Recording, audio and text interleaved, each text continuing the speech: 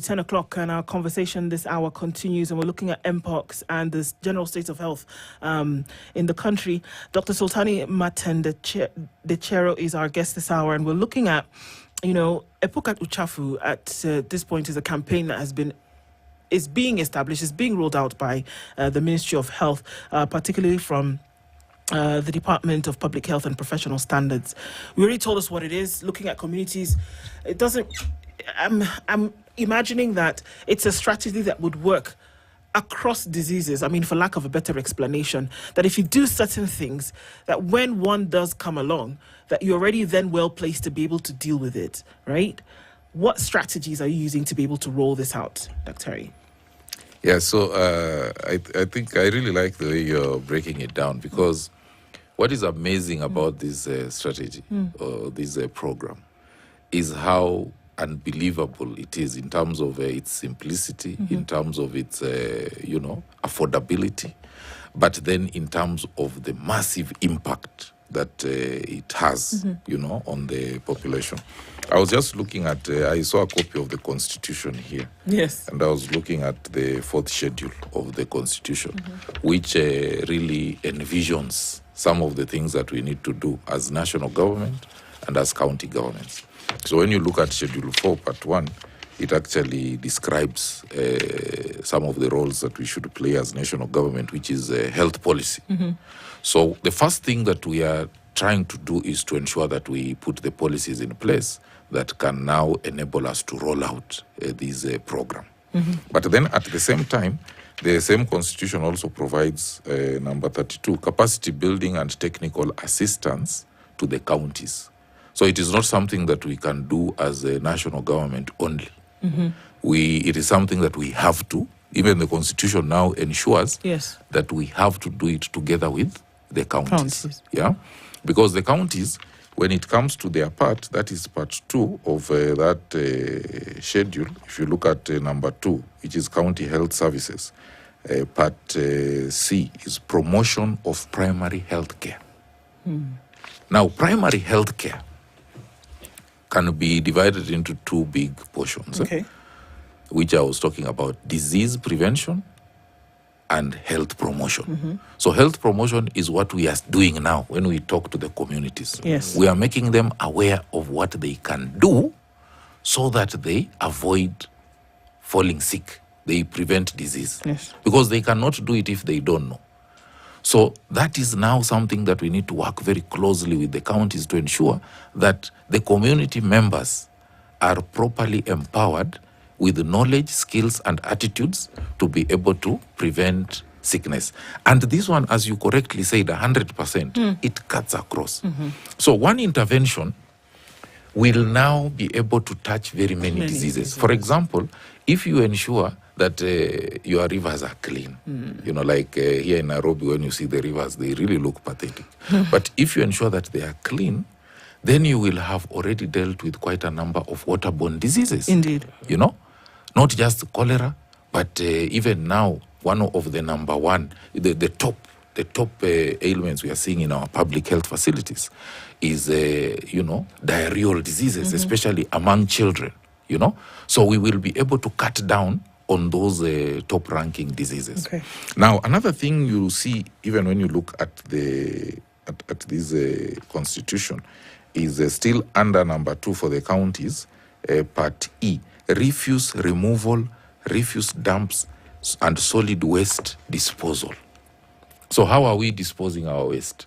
How are we disposing, say, our sewage, for example? Because a lot of the diseases that we see are fecal-oral. They are transmitted through poor handling of our own human waste. So how do we do that? Solid waste, this usual this usual dirt that we have in the compound. How are we handling it? So it is something that we are now packaging, and a very important approach that we are using is to go out. Like a few weeks ago, 2 weeks ago, we were in West Pokot working with the county, the West Pokot County government, to be able to now work, clean their markets and so on. And we intend to be going to several places in the country just to ensure that as we do it together, they pick up the concepts and the attitudes and they are able to proceed with it. Yes. Okay, Dr. Ari, and I think the next question would be the money question, the affordability question. And it would be proper to note who exactly is financing the campaign, what partners are on board to ensure that this campaign is a success, and equally the strategies the ministry or the department will use to get more resources in order to actualize the goal that you want to realize. Yeah. Now, I think this is one of the best interviews I've ever attended because you're asking very good questions. Yeah, I have not had such good questions in a very long time. Now, Epoka Chafu, Afya Nyumbani, that's the full name of the campaign. It is now something that puts all these theories into practice. Number one, you cannot achieve public health outcomes as a standalone sector. It's not possible.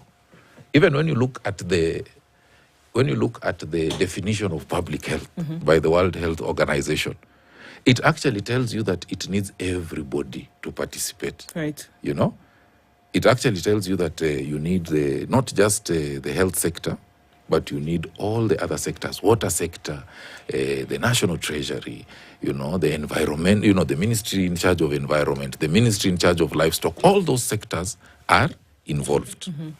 Number two, we cannot also just work on it as the public health sector alone, or maybe the public sector alone. We also need the private sector. The private sector has to come in. So we are working with the private sector partners across board.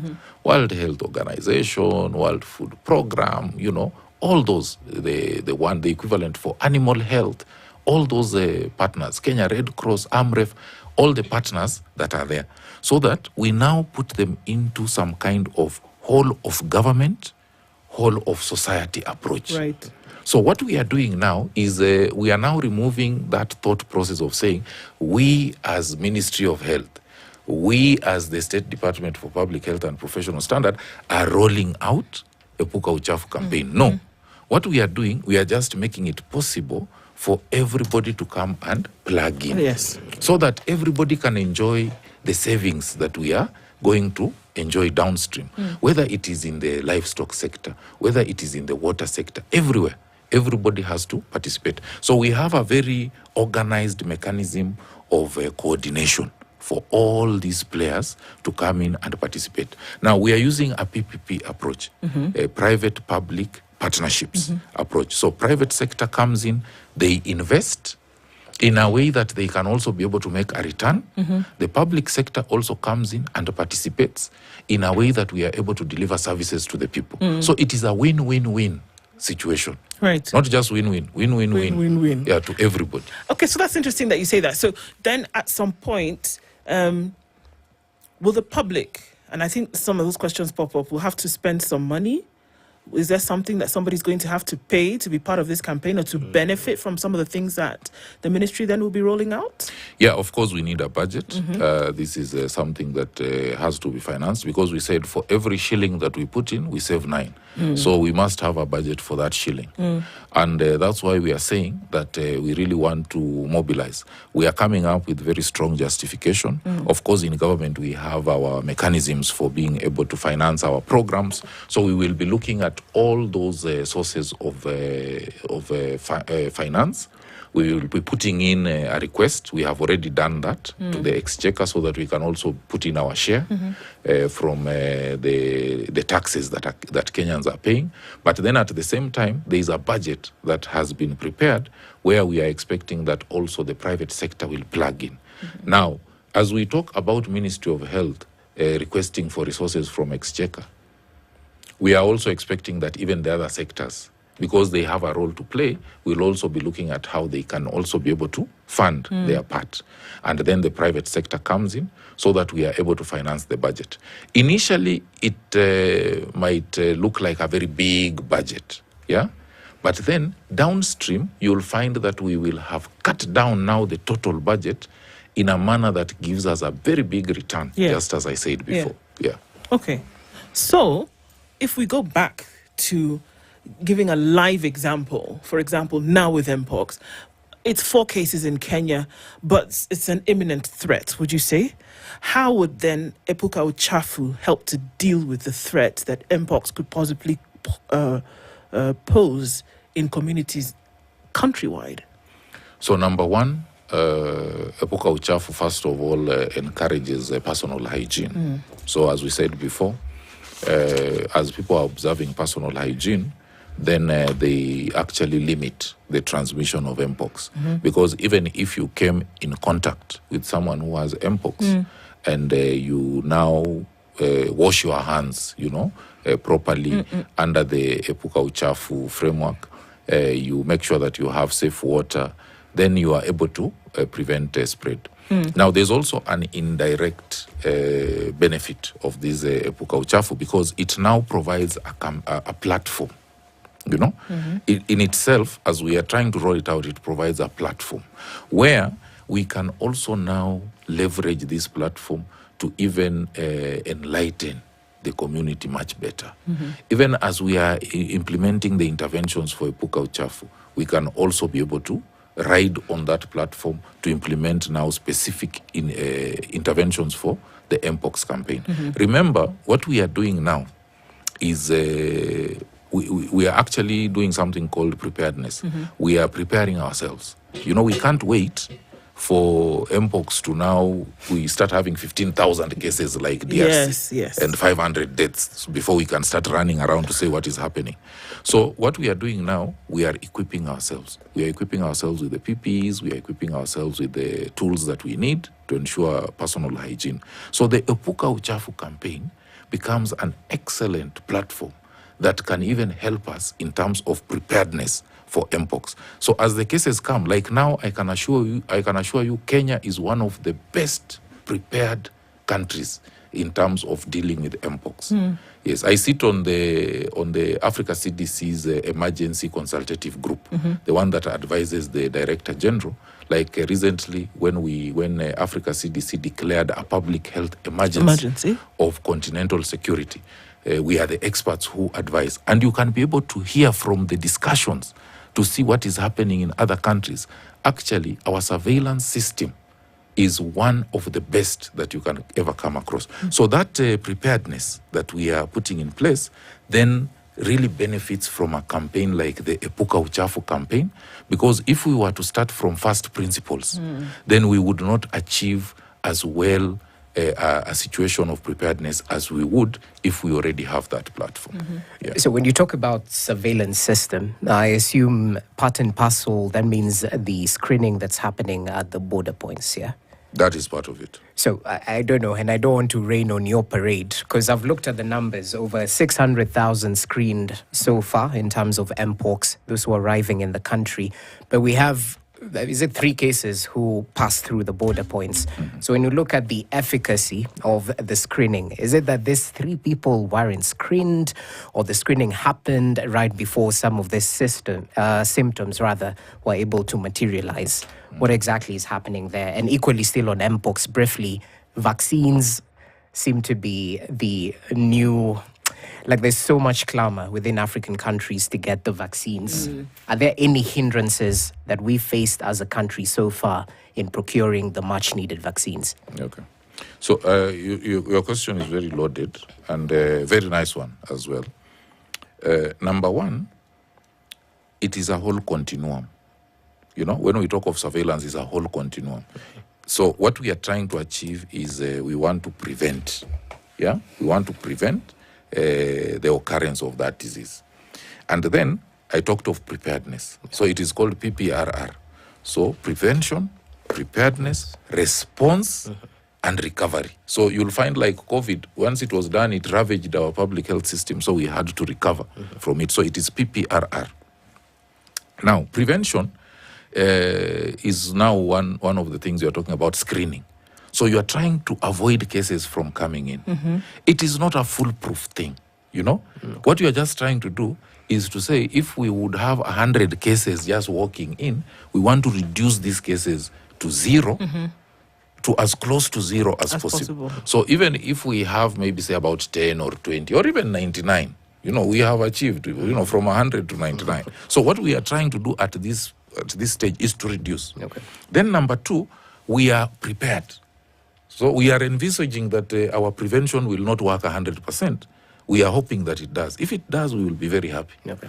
But if it doesn't, then we will have prepared ourselves to deal with the cases that come. Remember, what we want to do is to prevent a situation where our public health system is getting overwhelmed. Overloaded. You know, that these guys are coming in many, and then there's a lot of community transmission happening. You saw that happening with COVID, where people would actually even die in the ambulances waiting for an ICU bed. So we don't want to see our public health system overwhelmed. Yeah. So we try to reduce that, you know. We don't want to see a situation where, you remember, like with COVID, oxygen is not there, people have finished and so on. Okay. And people are dying because we are not prepared. So we are prepared for the cases that come in. We reduce them. Okay. Now, as we are prepared, as the cases come in, we respond like we are doing now. Yes. So immediately we get this guy, we are ready, we isolate, we respond. So that is the whole thing around, surveillance, the surveillance system. Okay. We have a very good public health laboratory mechanism so that immediately we suspect a case, we take the sample, we ship it to Nairobi, and within a very short time, we have the results. Okay. And we can be able to intervene. Yeah. On vaccines, briefly. So thank you about that. Now, vaccines, of course, you know that we, in our part of the world, we have a bit of a problem with vaccines. Currently, in Africa, we have projected that we need about 10 million doses to be able to effectively contain the Mpox problem. But what is available now is just about 200,000 doses. So that is less than, that's about 2% of what we need, you know. So what is happening is that now at the Africa CDC level, we are now trying to identify which are the most critical areas, where the most vulnerable groups are, so that we start with those ones. But then as we continue mobilizing, because a lot of these vaccines will come from the global north. Like even these ones for Mpox, we are actually getting donations, which are coming in from the global north.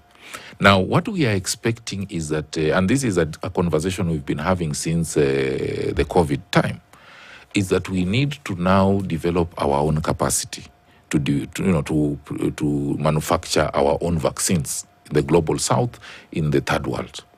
And we are now making a lot of steps towards that. In Kenya, for example, we are pursuing accreditation. Our Pharmacy and Poisons Board, which is the regulatory body that oversees manufacturing of medicines, is now pursuing something that we call ML3. That is manufacturing level 3 status. Yeah, so that now we can be able to, because vaccines are very, they are very delicate kind of medications, which if you don't prepare properly, you can cause a much bigger problem. Yeah, so they have to be very sterile. They are biological, some of them are biological, products. You are just weakening the virus so that you can help the body to produce antibodies. So if you don't do it well, you can actually even now cause the disease. You can cause a very big problem. So we have to attain the ML3 status, which will now enable us to have to gain the confidence of other countries. If we prepare the vaccine here, we can take it to other countries. I think that's very interesting, that reaching that status that conversation seems to come up when there is a state of emergency. Is it something that can be achieved even when there's a hiatus? Yes, that's what we are doing. Actually, it is a rigorous process. There, we've had teams coming in from Geneva to assess our facilities, and it involves looking at our labs, like the National Quality Control Laboratory, looking at our Pharmacy and Poisons Board, looking at generally the facilities across the country. And at first, we started off with more than 100 areas that we needed to correct. So we have been working on them during this hiatus that you're talking about, and now we are just at about 40, which we are expecting that within another maybe few months we should be able to do. Then we are given that. Now, this is happening across the whole of Africa. Remember, the Africa Union actually created the Africa Medicines Agency, AMA, which is now, it it is stationed in Kigali. That is where it is situated. Yeah. So this one is now kind of like a continental regulatory mechanism where we can now pool resources. And then we work with the economies of scale. So we conduct a very effective market shaping where we know if we start producing vaccines, we already have a market that is big enough to sustain this expensive venture. Because we have more than 1.2 billion people in Africa. If we start a venture of producing vaccines, then we should not fail. Yes. Because there is a big market. Now, when we get there, it will be much easier because we are working alongside being able to manufacture. We are also working towards being able to build capacity of our institutions, to build capacity of our scientists, so that we can conduct research, we can be able to manufacture these vaccines in the future. But now we are depending on those donations. I think it just does a cross-section of a thought where we deal with issues of vaccine hesitancy, especially over time, whereby we thought, okay, with COVID, which usually is the one thing that we go back to, there was a lot of speculation in terms of who was manufacturing these vaccines. Big Pharma came into play. And was there a need for first, second, third, I don't know how many ever dose. But then when we are looking at vaccines, it has been proven, I don't think we're dealing with the scientific, that it is necessary in many cases for you to prevent the furthest onset of a disease by taking the vaccine. Now here we are where we have diseases that, shake the world and take the world by storm. And then the whole political area or political conversation about vaccines and vaccination and getting Africa to the status. Do you think that now African countries with a status whereby you can now give or receive would then be able to deal with this issue of vaccine hesitancy? Because usually say, okay, something coming from abroad, they're trying to neutralize us, they're trying to sterilize us, so we're not going to take this thing. But if it is coming from where you have the status to then manufacture your own, have your own protocols, do you think it would take care of that? Yeah, so it takes us back to what we said before in terms of health promotion. We usually think that health promotion is a very easy thing. You just come to Spice and you talk about it and then people voila. will agree and continue. Now, public health is a very complicated thing. Actually, all of us are public health practitioners, including you, because everybody contributes to effective implementation of interventions. So we need to invest. That's why we are talking of that 1 shilling. We should not just look at it as something that is all talk. We need to invest in health promotion. What you are talking about in terms of vaccines is what the people who drive this narrative are called anti-vaxxers. Yes. Yeah. Now, these are just people who have their own, some of them really believe in what they are saying. And some of them actually are anti-vaxxers by word, but they shoot. They actually go for the vaccine. Yes, so there are some who really believe in what they're saying. You look at them, they believe that these things are bad, and that's what they have been made to understand. So you see, as public health practitioners, we also need to take that as a very important intervention. How do we reach these people so that we explain to them that and make them understand, change their mindset? It's actually called behavior change communication. We need to come up with mechanisms of being able to make them understand that these are life-saving interventions that we must be able to give. Now, remember, there are some issues that we also have to take in mind.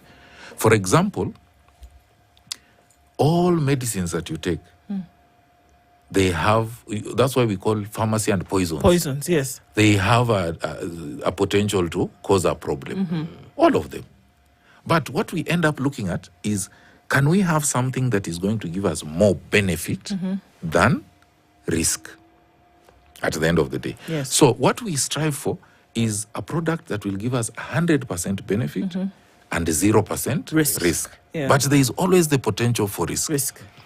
Now, before a medicine is released into the market, it undergoes rigorous, actually it is called clinical trials. You start with animals, then you go to human beings, you give them placebos, then you now go to, human beings, you give them small doses, you continue increasing as you look for any side effects. It's a very rigorous thing. By the time a vaccine is being released, it has undergone, perfect confirmation that it is safe. It is safe. For use and it is effective. Yeah, there are 4 things that are looked for. Safety is number 1. Yeah. Efficacy is number 2, because you want to give something that is going to work. Yeah. Then, of course, now there is access. You know, is it something that can be taken everywhere so that everybody can get? And then there is cost. Yeah.